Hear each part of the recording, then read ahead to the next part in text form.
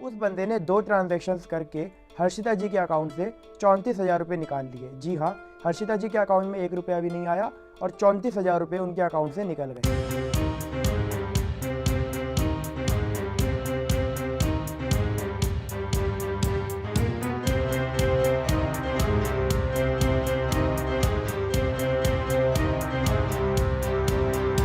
तो आज हम लेके आए हैं आपके लिए एक नई वीडियो। इस वीडियो में हम OLX फ्रॉड के बारे में बात करेंगे। जैसे कि आपको पता है, अरविंद केजरीवाल की बेटी के साथ भी एक OLX फ्रॉड हुआ है। इसी तरह से और भी बहुत लोगों के साथ OLX फ्रॉड होते हैं। तो आज हम इस वीडियो में आपको बताएंगे कि OLX फ्रॉड से कैसे बचा जाए और ये होता कैसे है। इस वीडियो को अंत तक देखिएगा ताकि आपको पता चल जाए कि OLX फ्रॉड से कैसे बचा जाए, और इस वीडियो को शेयर भी करिए ताकि बाकी लोगों को भी पता चल सके कि OLX फ्रॉड से कैसे बचा जाए और वो इस फ्रॉड का शिकार ना बने। जैसे कि आपको पता है, अरविंद केजरीवाल की बेटी हर्षिता केजरीवाल ने OLX पर एक ऐड डाली कि मैं अपना एक पुराना सोफ़ा बेचना चाहती हूँ। इसी के साथ जो फ्रॉडस्टर था उसने हर्षिता केजरीवाल को कांटेक्ट किया और बोला मैं आपका सोफ़ा खरीदना चाहता हूँ, और उन्होंने एक रेट फिक्स कर लिया। हर्षिता जी ने बोला ठीक है जी, आप मेरे को ऑनलाइन पैसे भेज दीजिए, और उस फ्रॉडस्टर ने उसको हर्षिता जी को एक QR कोड भेजा और बोला आप इसको स्कैन करिए और आपको पैसे मिल जाएंगे। पहले फ्रॉडस्टर ने एक छोटा अमाउंट हर्षिता जी के अकाउंट में डाला चेक करने के लिए।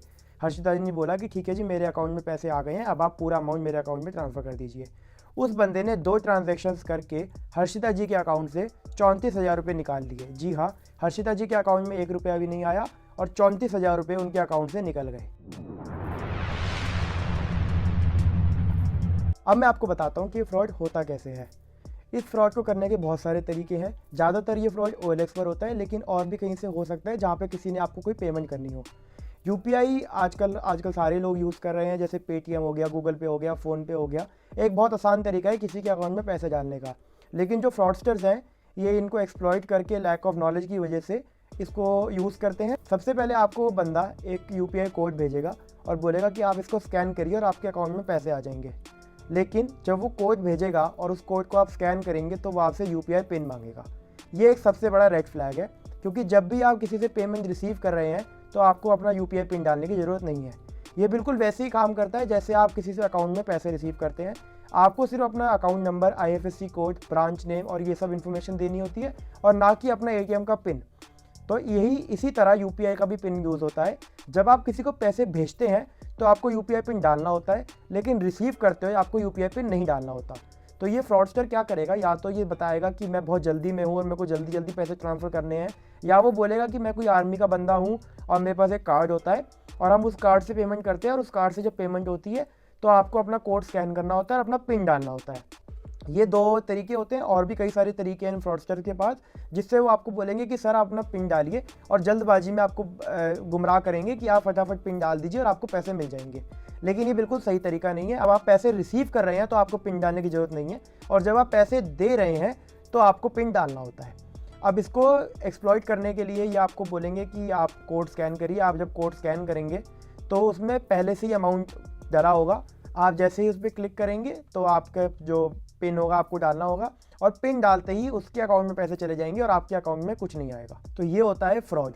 इस फ्रॉड को ज़्यादातर आजकल OLX पे किया जा रहा है, क्योंकि OLX पे लोग बहुत ज़्यादा सामान बेचते हैं, और ये फ्रॉडस्टर्स ने अब एक पूरी गैंग बना ली है, जिससे ये आपको कॉल करेंगे और बोलेंगे हम आपका सामान खरीदना चाहते हैं। तो ये आपको WhatsApp पे एक QR कोड भेजेंगे। उस QR कोड को आप जैसे स्कैन करेंगे और अपना UPI पिन डालेंगे, आपके अकाउंट से पैसे निकल जाएंगे। अब मैं आपको बताता हूँ कि OLX फ्रॉड या फिर ऐसे सिमिलर फ्रॉड से बचने के लिए आप क्या कर सकते हैं। जब भी ऐसे किसी बायर का कॉल आए तो आप उसकी आइडेंटिटी कंफर्म करने की कोशिश कीजिए। उसको बोलिए कि अपना आइडेंटिफिकेशन कार्ड भेजे, लेकिन आप सिर्फ उस आइडेंटिफिकेशन कार्ड पर रिलाई मत करिएगा, क्योंकि आजकल बहुत आसानी से आइडेंटिफिकेशन कार्ड बन जाते हैं। कभी भी अपने डेबिट कार्ड का CVV किसी के साथ शेयर मत करिए। कभी भी किसी के साथ कोई भी OTP मत शेयर करिए। नंबर 4, जब भी आप किसी को पेमेंट कर रहे हैं तो आपको UPI पिन डालना है, और जब भी आप पेमेंट रिसीव कर रहे हैं तो आपको अपना UPI पिन नहीं डालना है। नंबर 5, अगर आप किसी वेबसाइट पे पेमेंट कर रहे हैं तो ये कंफर्म करिए कि वो वेबसाइट HTTPS होनी चाहिए। HTTPS का मतलब है सिक्योर वेबसाइट होगी। अगर उसमें वो S मिसिंग है, इसका मतलब वो वेबसाइट सिक्योर नहीं है। तो आप इसका ध्यान रखिए कि वो HTTPS हो और वो सिक्योर वेबसाइट हो, तभी आप उस वेबसाइट पे ट्रांजैक्शन करिए। अगर आपको ये वीडियो अच्छी लगी तो इसको शेयर करिए ताकि और भी लोगों तक ये बात पहुंच सके और वो OLX फ्रॉड के शिकार ना हो। और इस वीडियो को लाइक भी कर दीजिएगा और हमारे चैनल द साइबेरियस को सब्सक्राइब भी कर दीजिए। Thank you.